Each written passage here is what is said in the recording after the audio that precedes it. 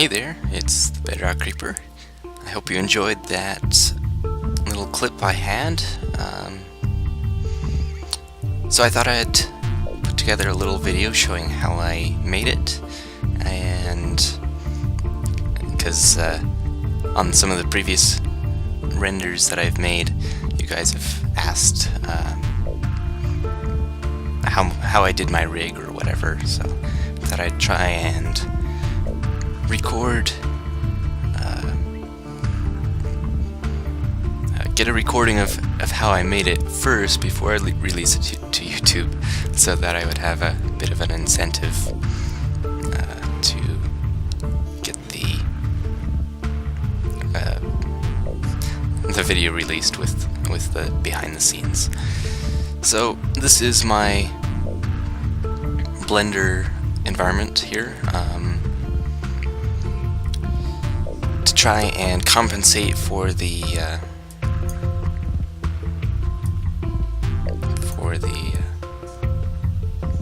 graininess here, I hooked it up to a, what's that, bilateral blur,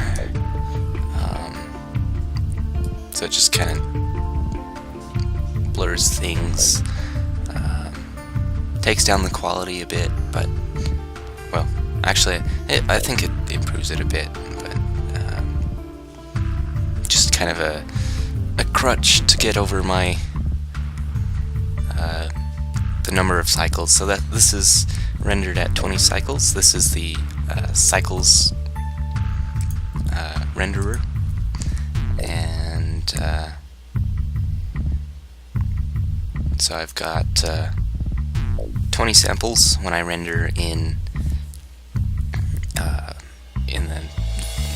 image viewer, and then I turn down the light bounces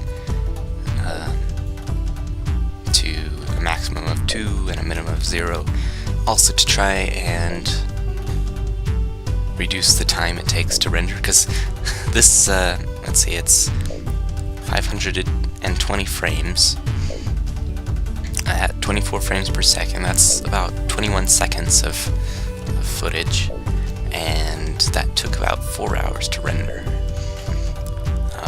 I am using a GPU. If I go to preferences here, GeForce GTX 650 Ti CUDA. I'm on Ubuntu at the moment.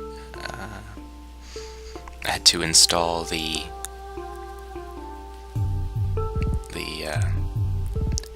CUDA toolkit in order for this to show up.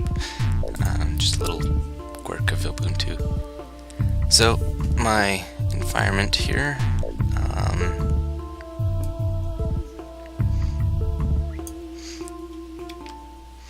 is basically a big box with overlapping panels to keep the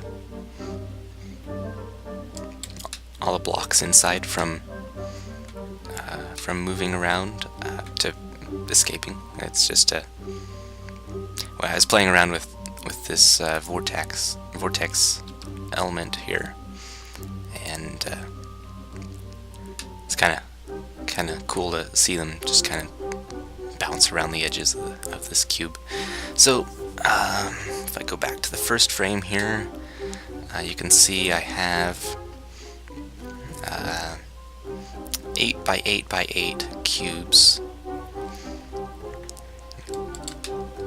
and they all have rigid body physics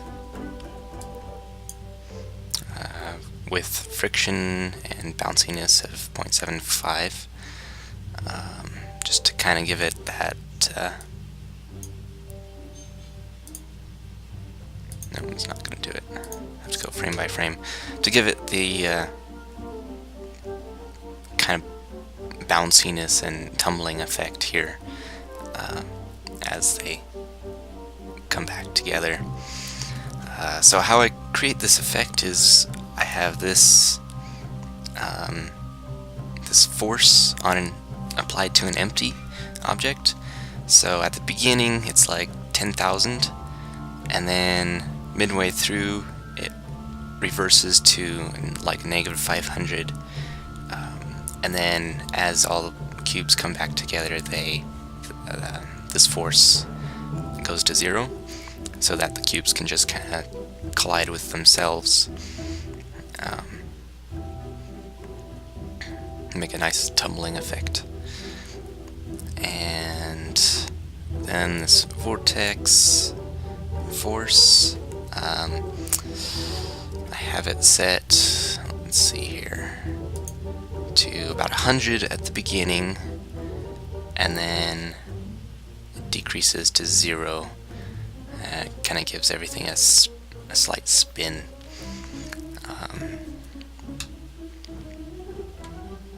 So that's how I put that together. I suppose I can show you. Let's create a new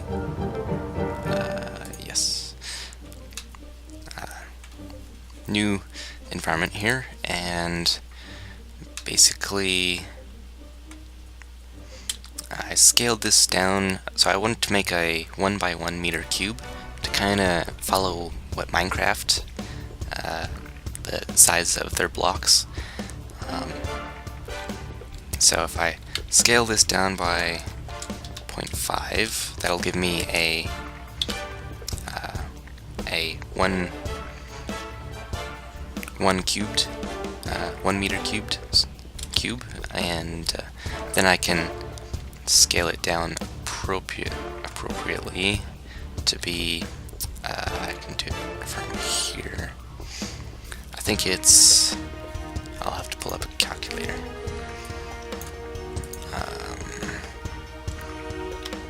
1 divided by 8, 0.125, 0.125, and that gives me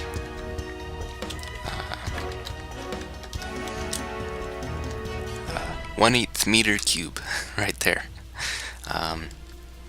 Then it's probably a good idea to move this up 0.0625, I believe, and then move it to the Y, 0.0625, and that's basically half of an eighth of a meter. Same on the X, 0.0625, and so that puts one of the corners just right on the edge there, so that when we take and add our array modifiers, we'll add 3 of them. So, and each one will be 8.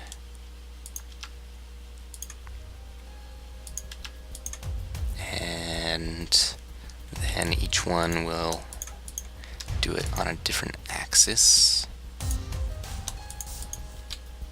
And that will give us a cube. And then we need to apply these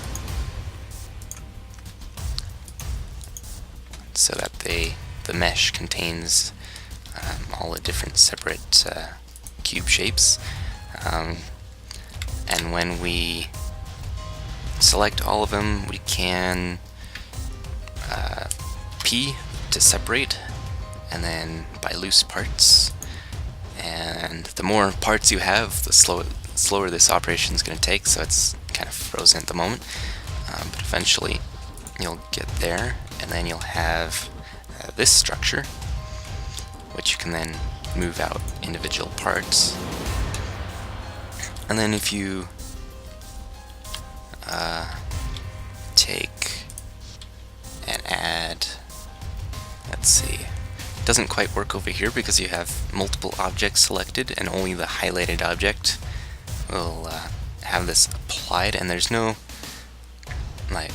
copy this rigid body to the rest of the cubes here. So if I go over to physics, then I can just add selected as rigid bodies, and that will allow it to be simulated. And then from here I just kind of added up my my environment. For this I'll just add a test sphere. I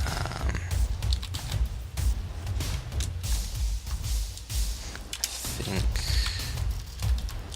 that should do. Yep. Move that down a bit. Move that up a bit. And then add this to another rigid body and make it passive. And you'll want it to turn the collision to mesh. I think this is a new feature in Blender 2.71, but I'm not too sure on that.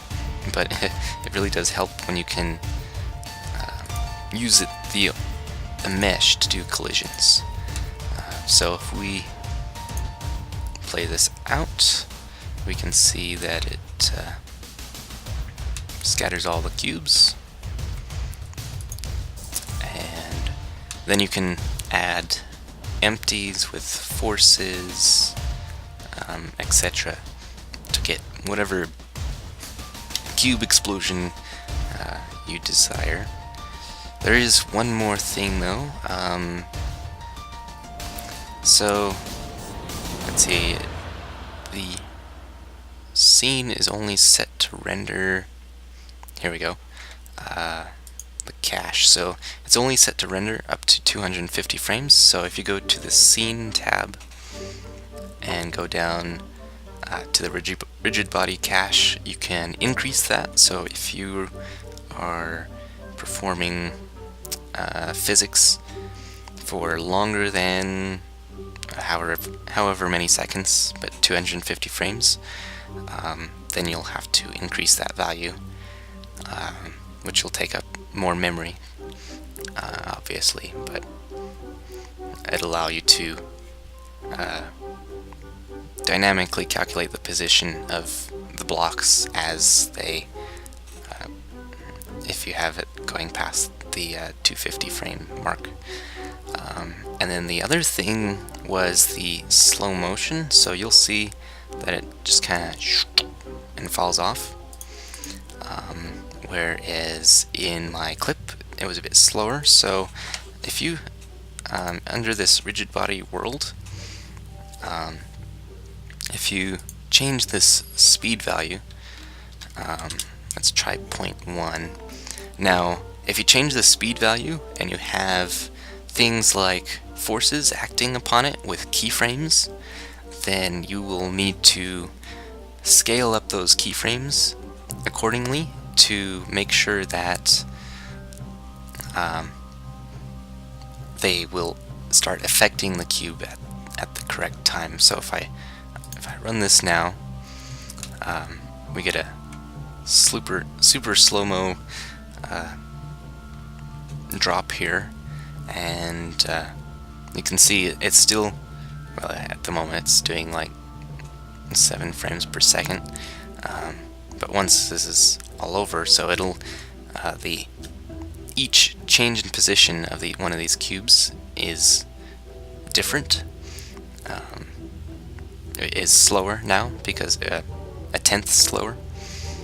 So now it should be around 24 frames per second, and so you kind of get a slow motion effect to it. So that's how I did that. And then when I was rendering, I was playing around with the motion blur, a sampled motion blur. Let me go to cycles, GPU,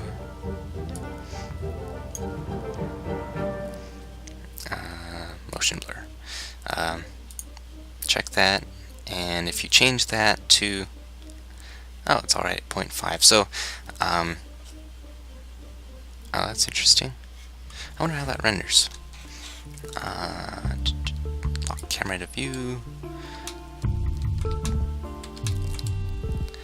And let's see what that does. Not too much. I think because it's less than 1, it doesn't have any motion blur. But if I say maybe change it to 2, render it again, then you can see that they have a blur effect because they're moving. And then I had all the I showed you all the techniques I used to try and get as quick render as I can to speed up to try and reduce it less than like 12 hours or something. If I were to bump this up to 100 cycles. Now I'm not quite sure why. Well, I think this is about the speed each frame rendered. So I'm curious now why this seemed to render quicker than and with better quality than my other. Let's try if I bring this down to 3 and then render it again. Then it's a bit quicker. Okay. I don't really know why that is, but that's all I have. Oh, yeah, it's because of the resolution. If we increase that, it'll be a bit slower. I've also heard that you can play around with the tile size, so it's at 64. I forget what I used in my render. But I don't know if changing that will change your performance. But yeah, this one's looking pretty good. Anyway, that's all for now. I hope you enjoyed. Thanks for watching, and I'll see you next time.